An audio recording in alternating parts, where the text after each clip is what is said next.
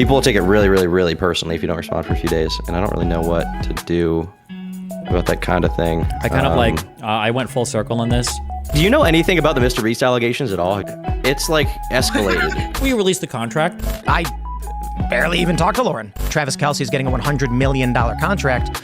So these numbers that's where they're at. I think people don't realize how big the podcasting space is and the revenue. You're not him, bro. Earlier you typed, this is an off-topic question, but how do you prevent people from getting sick of you? I feel like with all my friends, I hit this cycle where they like me and then slowly start to get sick of me, and then the friendship burns out. My best thought is just giving some space and distance, but usually when I try that, I just end up cooking the friendship. I guess actually it doesn't really matter if you're a guy or girl for this. The advice is probably the same.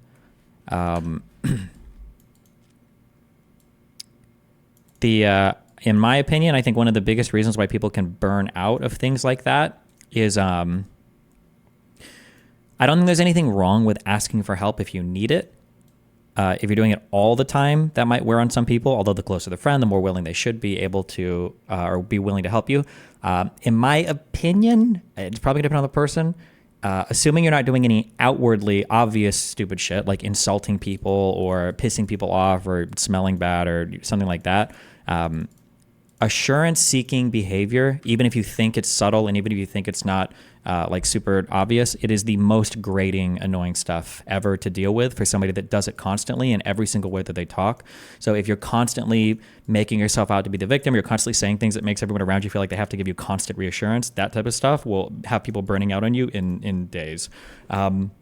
You can start off a new friendship like that, and the new kind of like friendship energy or new relationship energy can kind of carry you through that. But after a while, people are just gonna be like, I don't want. And then if you cut contact or if you reduce contact, it's not gonna make them think that you're like getting better. They're just gonna think that, well, now that I'm away from them, they're not doing this behavior. And then that, I would say that's probably the thing you should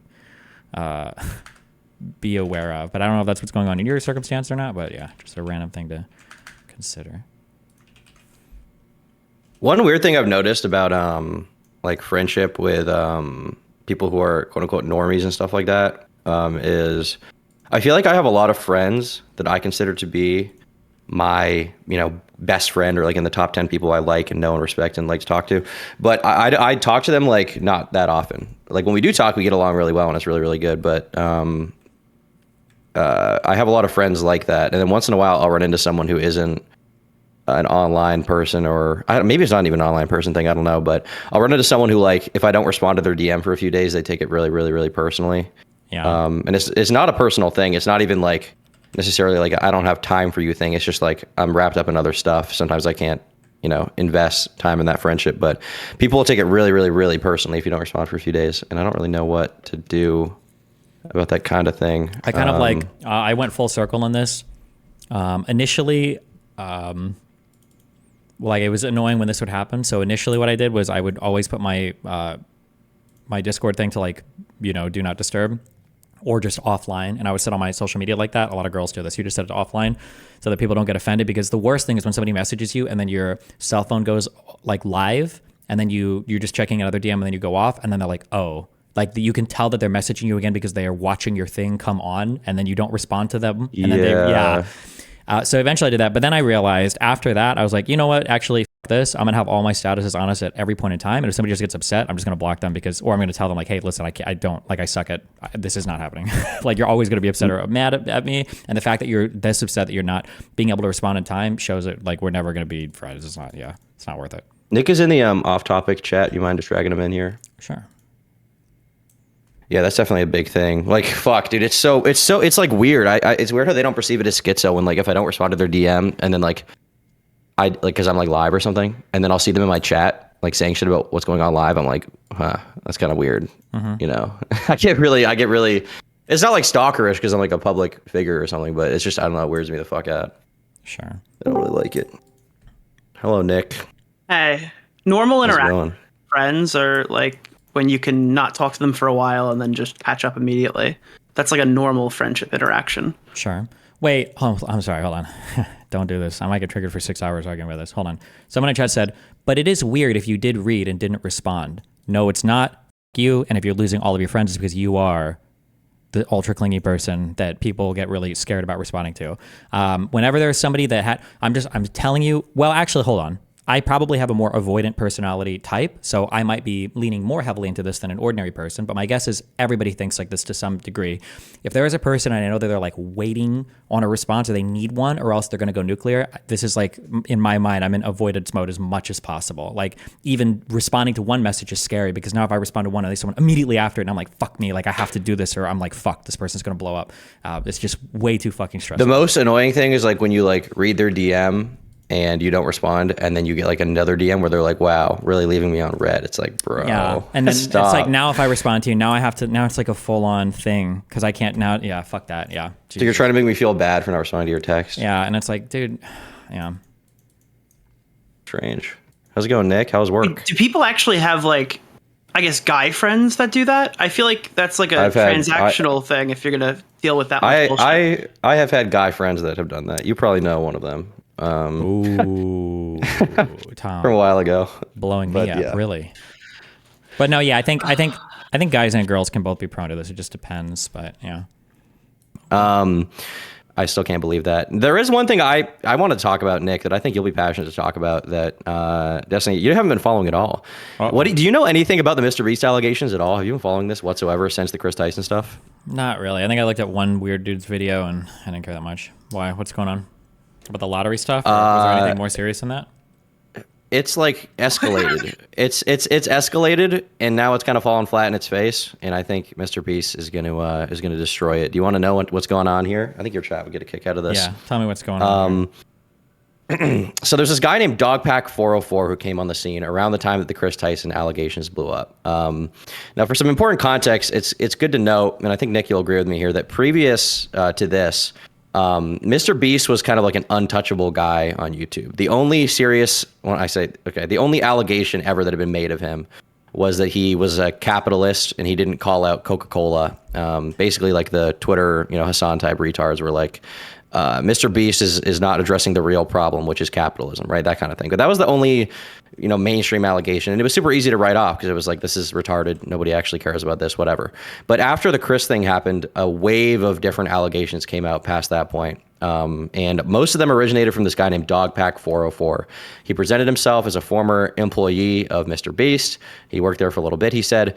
And as a result, he decided to pick apart MrBeast's entire public persona as well as some private stuff that had gone on to kind of, try to topple his business. And these videos, keep in mind, he started a new channel out of nowhere, right? He had 0 subscribers when this dropped. He went from 0 subs to, what is it now? 800,000 subscribers. His first video about 600. Okay. Yeah. His first video about MrBeast, I think, has 14 million views. His second one got 10 million. And he dropped a third one recently, which I'll get into in a second. The first video was pretty decent. There was stuff in there that I think a lot of people didn't care about, like him faking videos or whatever, but there was a greater point being made there of like allegations of illegal lotteries, pushing gambling on children, running these competitions in his videos where a lot of the, coincidentally, a lot of the winners were people that he had personally hired, family members, stuff like that. And there was a lot of good stuff in there. And the second video was supposed to be about allegations of, I think initially it was supposed to be about more faking videos. But instead it was kind of switched on a whim because a guy named Jake Weddle came out. Jake Weddle was an employee of MrBeast, and he gave testimony about how MrBeast offered him to do a video that was in solitary confinement, essentially, and it destroyed his mental health. The video was kind of wishy-washy, but there were some good points in there. And then at the end, at the very, very end, in the last 5 minutes, he drops the big allegation, which is that MrBeast had hired a registered sex offender on his payroll, who was this RSO, codenamed Delaware, had been he had pled guilty to an unlawful interaction with a minor. He pled guilty when he was 21. The actual interaction happened when he was 16, and the victim was from the ages of 1 to 11 years old. So that, didn't go over that well in the public. Hold on. I'm looking at chat. They're saying diversity hire. Okay, this is a white dude, just to be clear. Uh-oh. Okay. Yeah. Hold on, I gotta correct that because fucking it's Jake. Why is chat saying diversity hire? Because Delaware sounds like a black name. Hold on, no. So Jake the Viking was his cousin or brother.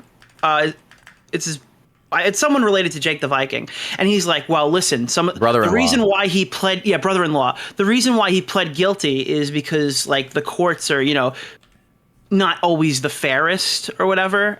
Like these try to play it off like there's like a systemic white guy problem with getting into these situations. There's not. Yeah, but the real thing that has come out, because there were a lot of really valid allegations, I'd say, and proven allegations. I'll say, it's not even alleged. There was, proof that he did hire a registered sex offender. That was true. But wait, can we get what does that mean? So I think what I mean is that it was confirmed that he did hire a registered. No, I mean sex like offender. what kind of sex offender are we talking here? It was what was the actual? It was when he was 21. When he was 21, he was charged with statutory rape of a 11-year-old, but he was charged when he was 21, but the crime happened when he was 16. And the girl was 1 to 11 years old, according to the court docs. So that was the situation. But let me think. Age. Don't want to defend 16 to 11. Jesus Christ. That's probably a little too young. It's prepubescent. At that point, I don't think that there's any. I don't think there's a lot of defending there. Okay. And that's if they're 11. They could have been on the same school Well, they bus, were 1 right? to 11. Maybe? They could have been 3. Oh, 1 to 11. Oh, damn. Yeah, 11 is like the best case scenario. Okay. What do you mean It's by not a that? good best case scenario? Really? Maybe not the best choice of words. But Dogpack then dropped a third video, and this third video has really thrown a wrench into his entire thing. Nick, I know you've been covering this extensively, way more than I have. Do you want to kind of get into this third video and what happened in it? Sure. Okay, so in this third video, he covers, I think there's 4 major allegations. The first of which he's going after the CEO, the secret CEO named James Warren, which is Jimmy's cousin. Initially, he makes a few claims about how James Warren is a domestic abuser, beats animals and stuff like that. This is based off of entirely testimony. But he says that allegedly James Warren had been charged with domestic abuse, and he said that he wanted to research it more, but he put Freedom of Information requests out, and they hadn't come back yet, so he ran it anyway, which ultimately landed him with egg on his face, because yesterday he came out and said that he actually thinks that he was completely misled on that one. Then he goes through a longer segment about how Jimmy is cousins with James, who worked with a guy who went to jail for 10 years for fraud. And he says that basically this guy, like, he can't prove that this guy was involved in the fraud, even though, it went to court and he wasn't a co-defendant. And there was literally, I think, just simply a name in the transcript that would even tie him to it at all. But because he's a domestic abuser and he beats animals, this is probably something he did. From there, he covers allegations against another person who worked at MrBeast, who supposedly Jimmy had moved through the company after he was accused of sexually harassing, raping, and drugging and raping multiple employees that worked there. And apparently they just moved him around the company and hid him. Jesus. But like the testimony they gave was 7 different stories that most of which didn't really correlate to each other. It was like, yeah, I heard he sexually harassed somebody. I heard he's the old gay dude who wants to fuck 18-year-old boys. I heard that he sexually assaulted somebody and then he left the company, or he got moved throughout the company. The other one was, I heard that he sexually assaulted multiple employees and roofied them. And then he went on, Oompaville's stream? Like, you know who that guy is? I don't.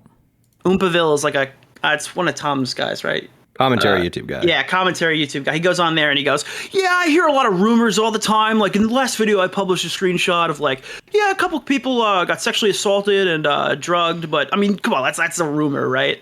But he presented that next to all of the other evidence he was showing. Oh, wait. Yeah. I know this guy. You've been on the podcast like 6 times. He's the Mudahard guy. The guy that he reminds me of a conservative just because of what he was on looks some like. ordinary podcast. Yeah. Okay, gotcha. I know that guy. Okay. I don't know that was his name. My bad. Okay. Yeah, the next section was on Keemstar, because I guess Keemstar is being mean to MrBeast's girlfriend. And in this segment, he plays clips from Jimmy from 10 years ago where he said he's like weird around women. Okay. And then The clips of him 10 years ago are clips where he's like, women just make sandwiches. It's like the classic 2018 based moment, right? Yeah. It was like so nothing. And like, it was so confusing to me because this guy came in my stream and he was like, I miss the old iDubbbz. And then he saw these clips and he was like, okay, MrBeast is misogynist. And he's like, I miss the new iDubbbz. Yeah. Yeah, literally. And then he ends off by saying their new CEO previously made videos that people, it was like exercise videos that were known for like people jerking off to them. And that was like the end of the video. Obviously, diminished returns, bad research here. This video wasn't as highly regarded as all the other ones. But the whole like Freedom of Information Act request thing, like not even being able to do basic research, was pretty egregious, I'd say, on the third one.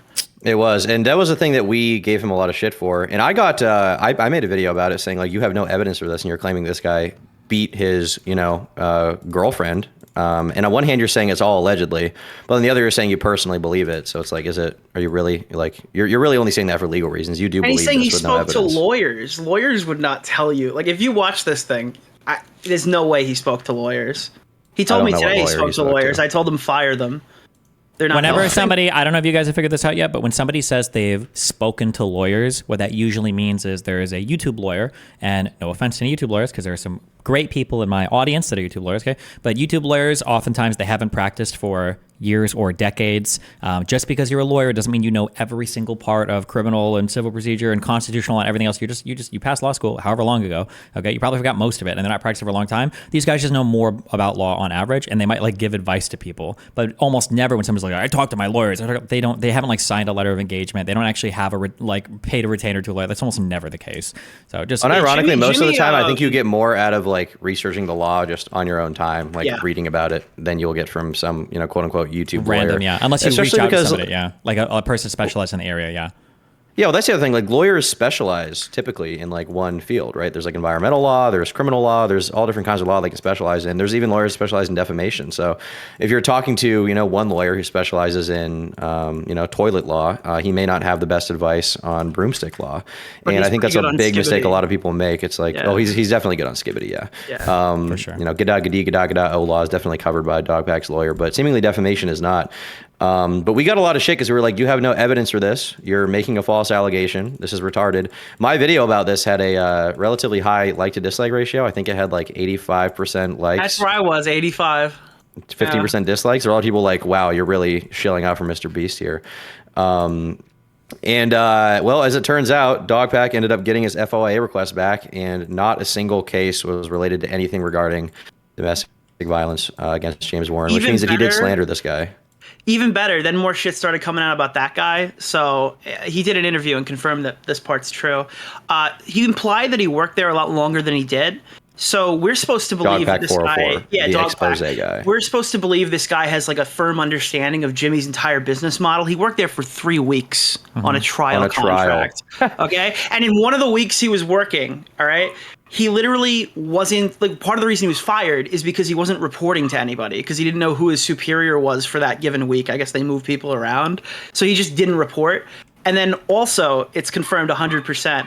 He was trying, like they were asking like what kind of monitor he wanted, and he put in a request to get an Apple Vision Pro for productivity off of Jimmy's money, like 2.5 weeks into being at the company or whatever. So they shit canned him. But and even then, he like begged for his job, like saying how like what a great place it was to work at. And his response to them having that recording was, "Oh, I didn't know they recorded that." Based. Pretty awesome. So it's just a whole shit show now. The problem is, like, up until this point, a lot of his videos, like the big 14 million view ones, they're off goodwill because he's just like, hey, I heard this. I have 15 anonymous employees. They're all reaching out to me. They're telling me all this stuff. And now this third video has kind of, I guess, questioned that, thrown that into I made it a little controversial. Yeah. One thing that I wish people would do when big things like this come up, there's a lot of like scuttling around of people who will come out and start saying things, and it's very easy if you start. And I'm sure Tom knows this. If you start with an idea in mind about, and Nick, I'm sure you do too. When you start with an idea in mind when you're researching something, if you're not careful, it's very easy to find a ton of like confirming evidence, and you feel like you're building towards something huge. And then by the time you step back and you look at your research, you're like, actually, fuck, I don't know if this is anything. Like, a lot of this is a lot weaker than I thought. And when you start to dig into the individual claims, a lot of it is just like, okay, well, this probably happens in a lot of places, or it's not like as huge of a deal as I thought it was initially. And this guy didn't even work there for that long, and this guy didn't even know this dude, and this was like 3 years earlier. I think that can happen a lot. So it's just like the. I think that a big problem breaks. with this MrBeast expose guy in general is that he went in, like, he would hear an allegation from some, MrBeast employee or ex-employee, and he'd be like, okay, how do I prove this? Rather than how do I research if this is true or not? He kind of had something in mind. And the problem you get into there is like you're just looking actively for confirmation bias. Yeah. Rather than looking the for woman he had the do truth. The woman he had do the freedom of information request literally said that verbatim. Said, like, I thought I was going to find this guy, and, I just looked for it, and then I was surprised because it wasn't him. And it's like, okay, so you obviously have the end game in mind before you're piecing together how to get there. I think I made this joke with you, Tom. It's like probably how you did math in school, where you like looked up the answer and then you couldn't figure out how to show the work. Oh, yeah, it's the same exact. It's the same meme. But at the very least, she was willing to say, the surprise witness was willing to say, like, I wanted it to be true, but it wasn't, so I'm not going to. Yeah, but then she ran around saying that Keem wasn't like defending his daughter and just brought up Shadman or whatever to attack Chris Tyson. So she's a little crazy. Well, she also said that people who are criticizing Dogpack are paid actors or something, which is and that we're taking Shadman's side because we're saying that, like, hey, this is not really great research. So yeah, I think that Jimmy is like, I mean, that James Warren guy could probably, I don't know, I'm not a lawyer, probably sue, maybe. Oh, 1,000%. He's definitely looking into it at this point, I imagine. I would, if I was James Warren, I'd sue the fuck out of him. Imagine that guy's like a total piece of shit. Imagine getting sued by a piece of shit because you couldn't wait for a freedom of information request. Yeah, literally. Yeah, dark. I was willing to give him more like I guess levity earlier on and like more wiggle room because it was his first, baby's first allegation video, right? But once we got to the third one, it was just like, man. No, you're creating real harm. It's exactly what Destiny said. Like, it's super easy to get caught in confirmation bias. That's why it's important to run stuff by other people. I optics check all the time. I'll send shit to Tom. I'll send shit to Willie. I'll send it anywhere. But it's important to not be in a room surrounded by yes men or other new YouTubers who don't know what they're doing. I've been saying this whole time. Why don't you run this by Mudahar? He'd be happy to help you, Why don't you go talk to somebody like that? Somebody who, But the people he was checking it out with were like, Cam Nuggets, probably, Quinn Theo. A bunch of shitter YouTubers who are making a living off of reposting his content. I think Quinn Theo is all right. He seems decent at, he was willing to admit that it was a false allegation. He agreed in the aftermath, seemingly, with our criticisms. But there are definitely a lot of people who are just looking for, it's team sports, right? It's team sports, basically. Yeah, but I'm so sick of team sports pedophile allegations. That's been all fucking year long. It's like, I agree. You're either on the Dr. Disrespect side or the trans Chris Tyson side. And it's just like, I just think that, like, fucking kids is bad. Nuclear take, okay? I don't know if we have to align to a political spectrum to decide what our opinion is on this one. You'll have people who give, like, extremely clear and concise takes on somebody you'd expect them to hate, and then all of a sudden it's like, firm handshake, Doc, firm handshake. Oh, okay, cool. Yeah, we're in a brain rot era. It's pretty cringe. Pretty cringe, yeah. Based. Okay. Nick, did you go over everything you want to go over? Yeah, that's about it. Okay. All right. Take it easy. Bye-bye. Thanks for having me. It's pretty fun. Is that it? God, I hate that dude. Of timcast.com and host of the Culture War podcast. You can see that over at his YouTube channel. Tim, thanks for joining the show. Great to talk to you. Thanks for having me. So there are two big stories that you are currently involved in. One wasn't enough for you. One of them is, of course, the very widely covered story about a DOJ indictment involving apparently Tenet Media. Tenet Media, according to the allegations, was being paid effectively by a Russian front. And when I say the company was, what I really mean is the founders of the company apparently were, if the allegations in the indictment are true. All the media ran with was that because you are a host whose show is posted at Tenet Media, that this must have implicated you or Dave Rubin or Benny Johnson. Why don't you give us sort of the rundown of what's going on here? Yeah, the simple version is the Culture War podcast existed well before Tenet Media or any licensing agreement. We had the show, so I've got multiple YouTube channels. One is youtube.com/Timcast. That was my original channel where I used to host a 4 p.m., half an hour podcast. We switched formats because I have a couple channels. One was redundant. I have another one that's basically the same thing. They're kind of redundant. So we turned this one into a Friday morning live show about cultural issues. So it's politics doesn't, come in relatively often, but Yeah, it's just culture. What does politics have to do with culture, right? Also, it's a totally separate company, totally separate company, not even close to related. We did one on dating. We did an episode on simulation theory versus Christianity and religion. So it's not an overtly political show. That show was licensed for principal broadcast, non-exclusive to Tenet Media. That's it. The show exists still to this day, and it will be at youtube.com/timcast on Fridays. So with this story, we're hearing that these allegations, it's kind of crazy. I mean, Lauren Chen, I guess she's been fired from The Blaze. I don't know a lot about what's going on. In fact, I think I only talked to her a couple times this year. For me, we had an existing show that a new show we had launched, had been up for a few months. We hosted people like Vivek Ramaswamy on it. And we were preparing to engage in sponsorships. And, they were getting hundreds of thousands of views per episode. And we decided to license it out because Lauren contacted us and was saying, we'd love to license something from you. And I said, well, we don't need to do that. We're an independent company. We have our own members and sponsorships. And then it took quite a while. But long story short, we agreed to a non-exclusive broadcast license, which meant that we own the show. The show is owned by the Culture War Company, which is its own company. We own distribution rights. We own audio distribution rights, everything about it. They just effectively paid for a license, which would have it appear on their YouTube channel Friday mornings at 10 a.m. And with that, they got to use my likeness and things like that. And so now with these allegations, I don't know what's going on there, but I don't know if you want to ask any questions so we can elaborate. Yeah, I mean, I think the only questions that, given the media coverage, I think the question. If Tim isn't a hack fuck, and if Ben isn't a hack fuck, you should ask him, will you release the contract? Show us the contract. That people in the media are pushing, at least, is the idea that there must have been some sort of outside external Russian control of your show. Maybe you want to address how you do the editorial at your show. Was Lauren ever talking to you about the editorial content of the show or anything like that? Nope. So I barely even talked to Lauren. And it's kind of crazy. I've known her for a long time. So when she said that she was launching a company, she had investors, I'm like, okay. I mean, I hear that 50 times a year. And in the podcast space, we just heard that I think Travis Kelce is getting a $100 million contract. So these numbers that's where they're at. I think people don't realize how big the podcasting space is and the revenue that you. I think people, you're not him, bro. You're not him, bro. Generate from sponsorships and memberships. So it seemed kind of, I don't know, mundane to a certain extent. A lot of people think these numbers are huge. But yeah, so I don't know. Ask me again. I'm losing my train of thought. Yeah, no. I mean, the only question was basically whether you were in control of the editorial, and it sounds like you were. So, I mean, the Culture War show is a conversation show on various topics. The subject matter of the show editorially is there's no thought into it. We had been talking about hosting a show on religious debate and simulation theory and AI. So I talked to my booking agent and said, can we find a guy who talks about AI and simulation and then do a 2-hour conversation?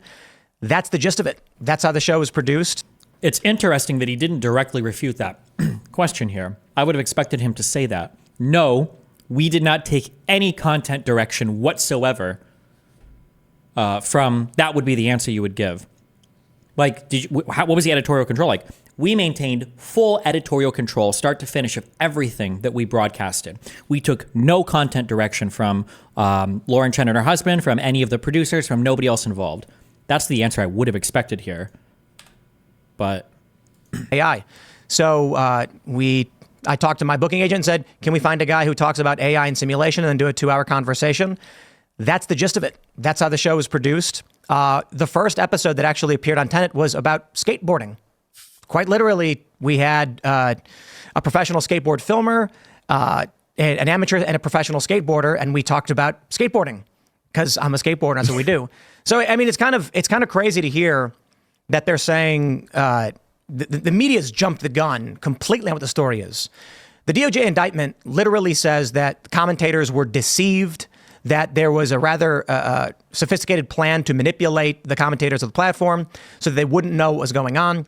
And I can say on my end, everything that happens here goes through our legal team, and we have multiple lawyers. So when someone reaches out to me and says, "Hey, we want to do a potential," like we have sponsorships, and I don't know who these companies are, and we're a company with like 40 employees, and so when someone reaches out to us, I say, "Great, cool, someone handle it and talk to the lawyers." The lawyers come back, do their due diligence, and then we say, "Sure," or whatever. And so the crazy thing is, this was so ancillary to anything we do. I do my morning show from 10 to noon now. At the time, it wasn't live, but now it's live. And then we do Timcast IRL from 8 p.m. to 11 p.m. And so I don't really think much at all about where the show is streaming or distribution. For all I knew, this was, Lauren Chen. She works at The Blaze. She wanted to start a company. She found investors. That was seemingly the gist of it. We only ever took money from an American corporation. The amount of money that we were offered for the show was around market value for offers we had already received. And so it was just like, cool, I know Lauren, sure, whatever. And then you got Benny and Dave and Matt Christensen and Taylor Hansen, who I know them all. And I'm like, yeah, this seems fine, whatever. And the crazy thing is, assuming all this stuff is true, I'm like, man, this sucks. We didn't need the deal. The deal didn't do anything for us. It was just, sure, I guess. And the bummer is, now with the way things are... It was just a cool $5 million. Just a cool $5 million. Going. We could have just run the culture war on my channel with 1.3 million subscribers as it is and just made money. Don't even pretend like you could have made that much money on your own channel running this fucking show. On my channel with 1.3 million subscribers as it is and just made money on our own through sponsorships as we already did. So it's frustrating to get entangled in whatever it is she's accused of being involved in. Yeah, and it must be frustrating also. I mean, listen, you and I disagree, I think, on some of the elements. Way above market value. Around the Ukraine war, but the idea that's been put forth by the media is that somehow you were being paid directly by Vladimir Putin in order to express those views, and that therefore anybody who disagrees with sort of the Democratic take or even the sort of moderate Republican take on this must be paid by Russia. That, of course, is an absurdity, and I think it is wrapped into a broader narrative that seems to be ramping up just in time for the election, which is that Russia's going to interfere in the election on behalf of Donald Trump, and that everybody on the right is in some form or fashion working for the Russians, which is why they're for Donald Trump in the first. You think there's any chance Shapiro's compromised? I just think Shapiro's a partisan hack fuck. First place. Yeah, here we go again. I mean, my views probably align more with the Libertarian Party. That's it. Yeah. As I deep throat Trump, as I fillet him literally every single episode. Okay, dude. Russia sucks. I'm not a fan of Russia. I think Vladimir Putin is a dictator who's used unethical and dictatorial means to maintain power for decades. And I've long said that. My principal point is, my opposition to the war is that we are spending hundreds of billions of dollars at a time when we're dealing with infrastructure problems, we're dealing with border problems, and hit all those key talking points. Good job. Now with the clip they're circulating right now is my exasperation and outrage to hear that with U.S. resources, not weapons, but with training and things of this matter, Ukraine's invaded Russian territory, pushing us to the brink of large-scale international conflict, which terrifies me. And so that pisses me off. That being said, Russia should never have invaded Ukraine. Russia was wrong to do it. They lost the soft power battle, and they're resorting to desperate tactics to do it. And then we find ourselves entrenched in some conflict because of Ukraine. They're posting these things. Because of Ukraine? Okay. About, I remember I went out with you guys. I supported Ron DeSantis early on, 21 or in 2022, until things started to shift. I felt like Ron wasn't going to be able to win. Now they're acting like that was all of a sudden I got paid to change my opinions. And this is the unfortunate thing. The ultimate smear is the revenue that we were paid through the licensing deal was inconsequential to my lifestyle, to the bottom line of the company. And we've actually never done anything with it. Seriously doubt that. Post it. Post your revenue. Let's see it. I would say the overwhelming majority of the money is just not gone anywhere. And then, we have people tweeting at me like, give the money back or whatever it is. Like, dude, let me put it this way. We're talking to our legal team. I can say that I just announced I've been contacted by the FBI as a victim of a potential victim in a crime. They have stated that... Good correction there, from victim to potential victim. Okay. I may have information relevant to their ongoing investigation and requested a voluntary interview. So engaging with counsel, we are going to provide information relevant to their ongoing investigation and requested a voluntary interview. So engaging with counsel, we are going to provide assistance in whatever we can, and that's about it. I mean, it's they say it's like an arm's length deal. That's what it's always referred to, and I'm like, man, I don't even know what that means. I know that we had a show that already existed that talks about video games, dating, culture, some political issues with an Israel-Palestine debate, and we licensed it for publication, non-exclusive. That's the crazy thing. It was not even an exclusive show. It's not exclusive. We published it other places. We own the rights for all of it, and so now we get entrenched in whatever this is. And I'm just like, nah, I don't have anything to do with this. I don't know what it is Lauren Chen was doing. I'm quite perturbed by the allegations. I don't know what turned out to be true, but I'm pissed. So that's one story involving you. The other one is that you are suing Kamala Harris. The Kamala Harris campaign put out Why would he even talk to the FBI? Why would he talk to Biden's Justice Department? Right? If it's a voluntary request, why does he even talk to them? I thought he didn't trust them. I thought, isn't he worried about political prosecution? Couldn't this be? Don't they all think this Russian stuff is a hoax anyway? Why even fucking talk to them? Why not just say kick rocks? Eat shit. Fuck you. A tweet that it really is an absurd tweet. I mean, they put out a tweet effectively saying that you were calling for violence, or that you were saying that Trump should actually arrest people or execute people based on whim. If you watch the clip that's posted, that is 100% not what you are saying. In fact, what you are saying is that if there are people who are guilty of crimes, then Trump should use his DOJ to go after those people. And then Laura Loomer, who was on your show, suggested that maybe if they're guilty of treason. If people are guilty of crimes, Trump should use the DOJ to go after them. Harvard? Is that where this fucking dipshit got his bullshit? Did he even?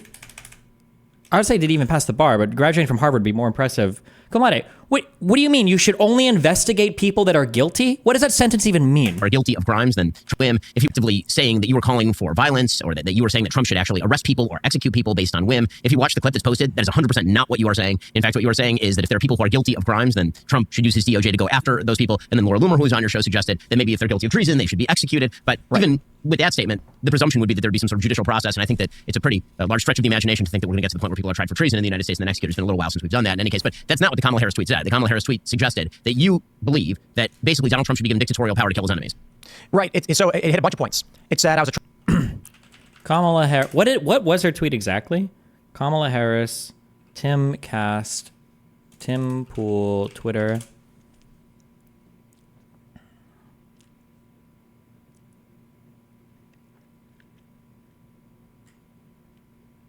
Fuck. Does anybody have that tweet? Trump operative, which I don't know. I'm implying I'm paid is not true. It said their Project 2025 plan. I have nothing. Well, to do hold on. Careful.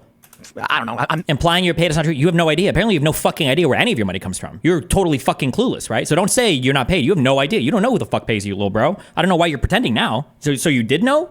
You knew before that you weren't? You knew where it was coming? Why would you even say this? implying I'm paid is not true. It said their Project 2025 plan. I have nothing to do with Project 2025. And then it said that we are calling for Trump to have unchecked legal authority to jail and execute anyone who won't support him when he wins, or if he wins or whatever, which is crazy because I oppose the death penalty. I am adamantly opposed to the death penalty. And the actual clip, they cut it short. But the actual full context was the Federalist Sean Davis had made a statement that day. Their tweet was, Trump operatives say their Project 2025 plan is to give Trump total unchecked legal power so they can jail and execute those who don't support Trump if he wins. And then this is the clip that played for this. Or the day prior, that he wants to see a list of Democrats who are going to be criminally charged when Trump gets elected. My point was kind of walking that back. Like, we don't want to come out and just say, go arrest Democrats.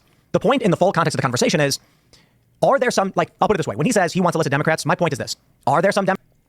When you were a libertarian, did they have anti-establishment takes over things like vaccines and foreign policy? Yes, way back in the day. But there is a huge difference. There is a huge difference, okay? When somebody says they're a libertarian today, and that's why they oppose the vaccines, them being a libertarian has nothing to do with them opposing the vaccines. They just don't trust any medicine because they're fucking retarded, right?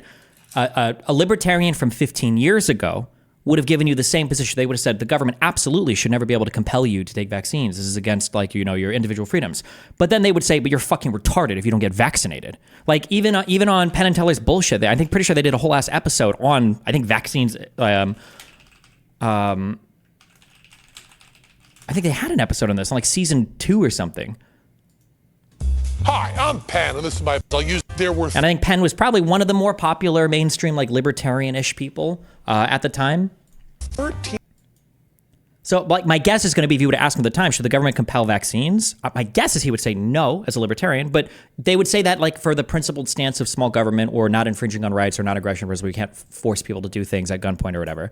But the libertarians of today just don't trust anything. So they'll pretend or they'll pander or they'll grift on libertarians, like, oh yeah, blah, blah, blah, blah. But they don't actually, they just don't trust the vaccines or whatever, or they don't trust medicine, or they're just retarded.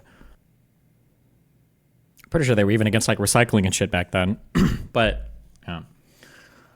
Democrats who should be criminally charged? Yes, because they committed crimes. I am not saying Democrat voters. I am not saying... Oh. Where's the black guy laptop meme? Oh, you charge people who commit crimes. Oh, shit, I didn't realize. Oh, my God. My point is this. Are there some Democrats who should be criminally charged? Yes, because they committed crimes. I am not saying Democrat voters. I am not saying all Democrats. I am saying certainly there are people aligned with the Democratic Party. I believe that there's that lawyer who was criminally charged over the Carter Page incident. These people exist. Donald Trump will need an AG, a deputy attorney general, and head of the FBI who are going to launch investigations, get real evidence of these crimes, have warrants. There will be trials in front of the world to prove the crimes they committed, and then they can be sentenced. My point is, it's not a point of origin for me to say, hey, Trump, go arrest these people. Not at all. My point was, hey, you're calling for the arrest, but we have to make sure if that's the case, these people are actually guilty of crimes, they've actually faced trial. And then to go on to claim that I would call for the execution of people who wouldn't support Trump, I don't believe there is anything more extreme you could accuse a person of doing, saying, or of views they held. That is the epitome of extreme statement. To claim that I was advocating for what is tantamount to genocide is an extreme lie, and that's why we're taking immediate action, and I engaged my legal. Damn, did they say tantamount to genocide? Where is he getting all this from? From that one tweet?